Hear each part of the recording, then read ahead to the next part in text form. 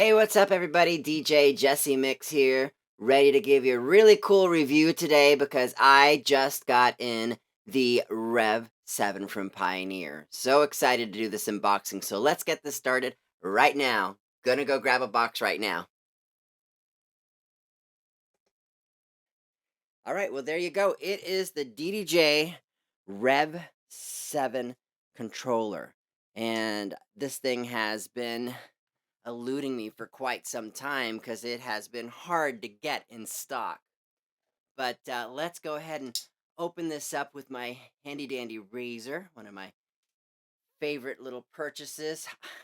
you know, $5 and this thing gets so much use. It was the best $5 I ever spent. So, anyhow,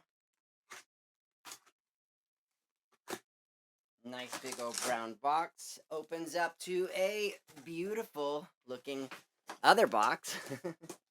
Hold on. Ooh, isn't that pretty? All right, so let's pull this guy out and bring this over here for now. Are you watching me struggle over here? And goodbye, big brown box. It's out of here. And here it is, DDJ REV7. And we're going to open this up by Pioneer.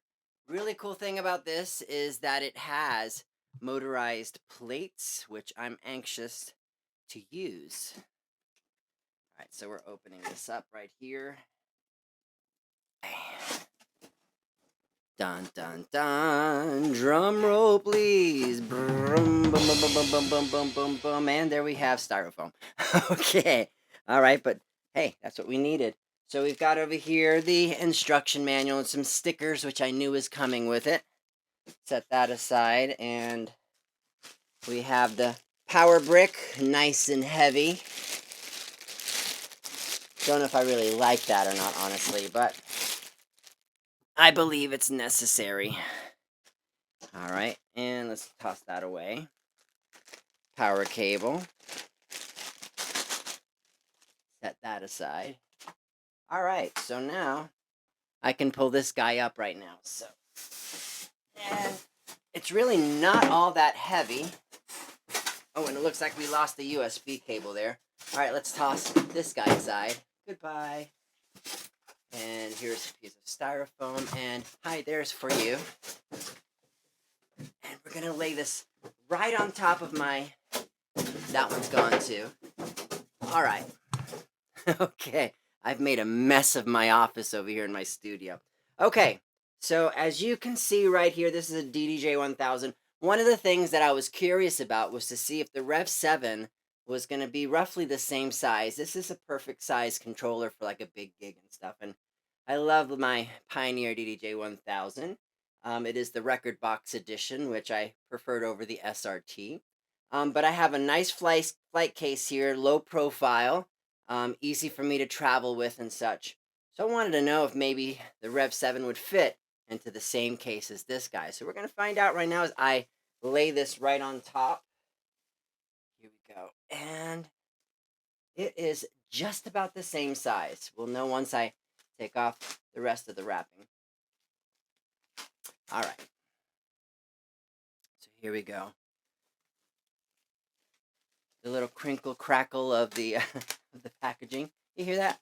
I don't know why people like that sound. All right. Oh, nice. So as I was expecting, it was a battle style controller. It's very nice, beautiful. Oh, this has a nice feel to it. So I have a Newmark NS7 with motorized plates, and it was one of the things I loved about the Newmark NS7 was the fact that it had motorized plates. But what I did not love was the weight of the machine taking it to gigs. But this has it's got some weight to it, nice quality, but it is not as heavy. So, all right, let me go ahead and pull this aside. And we are going to take this piece off and lay this right on top of the Pioneer. And it is slightly bigger, which means that this flight case would not be able to fit this unit. Wah, wah. Very sad. But still beautiful. I'll find myself a case for this. at some point. All right, I'm going to go ahead and plug this in. I'll be back.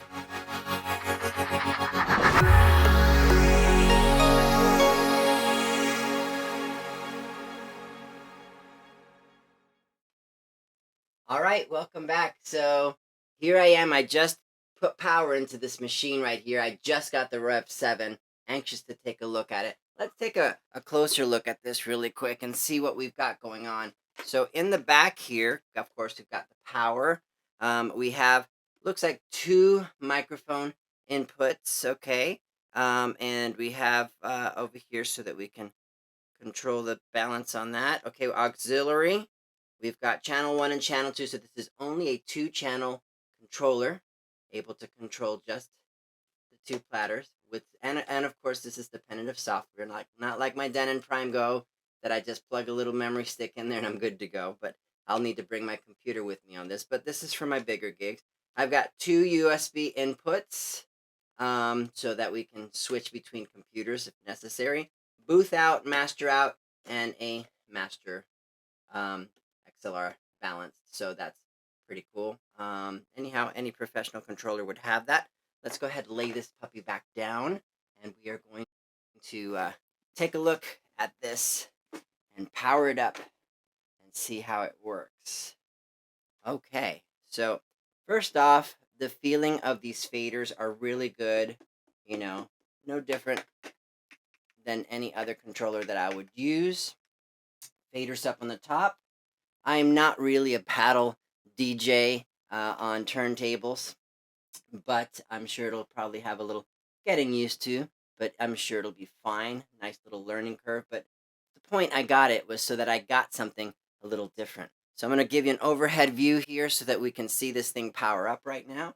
And my power cables, actually, you can't really see it in the camera, but there's a little power button right here, and it actually has a little graphic to show you where the power button is, which is really nice. So I'm going to go ahead and click that on, and woo, there it goes, all the lights turning on. Pioneer DJ Serato. Here we go. Green, blues. All right, powering it up. Not going to touch anything else, just in case. Oh, well, check this out. I didn't realize that this had a display mode 33 and 45, just like the old vinyl record days. So that is neat. All right, so the next thing I'll do is I will plug in my Serato DJ. So, all right, here we go. I'm going to just pull it from my other unit.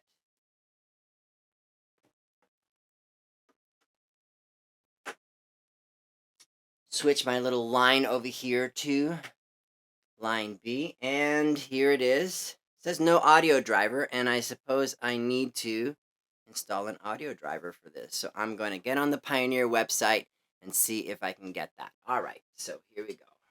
I'll be back in just about 30 seconds, y'all.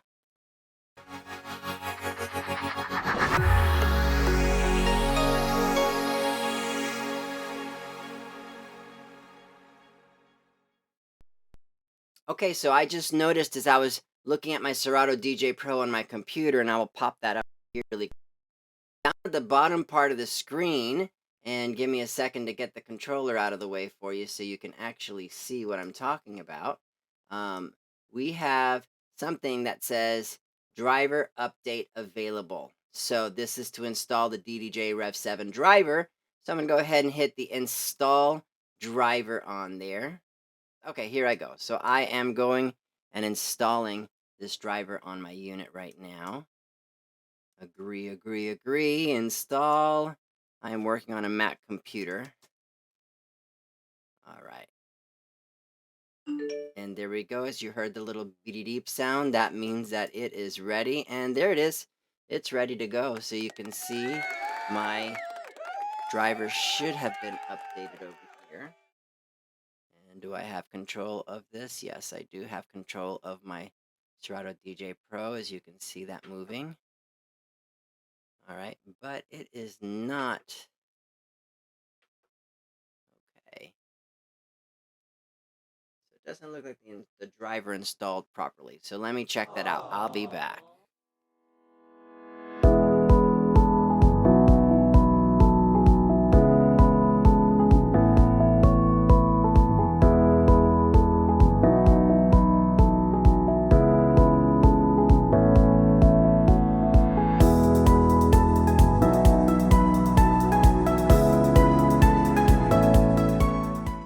right, I'm back. So it looks like what I had to do was install open up the drivers because there were some settings that I had to set up in the software, the actual firmware software on my computer. So all I had to do is open up the program, and I have some settings over here. Let me see if I'm able to show you what I've got going on there. All right, so you can see right here.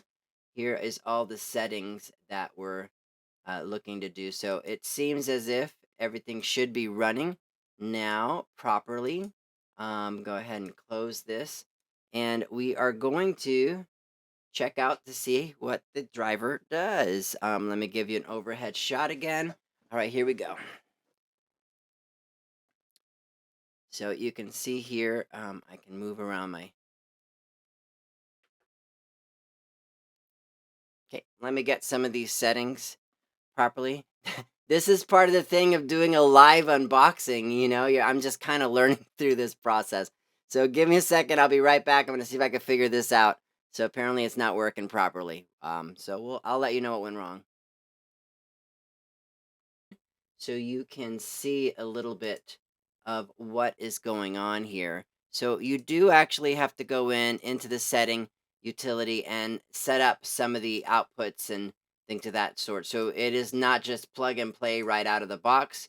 You do have to adjust those settings. So as you play with your unit, go ahead and, you could figure those things out. But I got some tracks loaded up over here so we can see how this works. So here we go. I'm just going to plug it in and hit start. There we go. Very awesome. Very boom, boom, boom. And these are supposed to be the effects. And see a brake effect. Here we go. Cool. Duck down. All right, a little bit. And then we've got the pitch control. All right. Nice. Okay. Make it go double time of 45, like a 45 record. All right. Very good. And then here's a little switch right here up on the top that allows you to change the stop sign. So it kind of like a record player when it would slow down when you'd hit the stop. And this is the reason why I got this unit. Okay, so pretty neat. And right on the screen, you also have both waveforms there, so you can kind of see what's going on between both of these.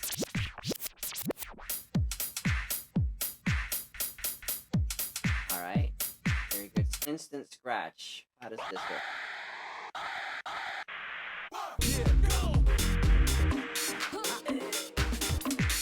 Okay, just playing around, seeing what some of these different buttons do. Okay, beautiful. You've got all your highs and lows here. You have your, let's see, get some sound here. Okay. Okay. And looks like I can control here in the center portion, different, I can tap my effects if I want on here. So this is a reverb effect. I think I've got to go into the program to assign them so that it has different banks. So I'm actually going to have to be in front of my Serato DJ to get all this stuff to work properly. But it does have a nice feel. All right, there we go. My fingerprints are on there already. So, all right. So far I'm happy. I got to play with it a little bit. I'll let you know how I feel some other time. Maybe you can put your comments in there and I'll respond to it. You've got, it's pretty standardized controller with motorized plates, some really cool instant scratch features. Effects is going to be a little bit of a learning curve for me.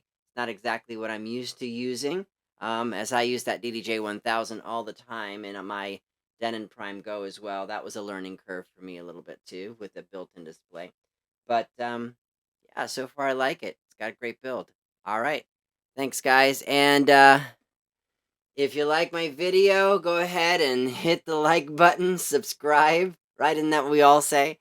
I appreciate you taking the time to see me unbox this puppy over here. I'm going to go play with it right now. So Hasta la vista. This is Jesse Mix signing out. So sending my love to you. Bye, everybody.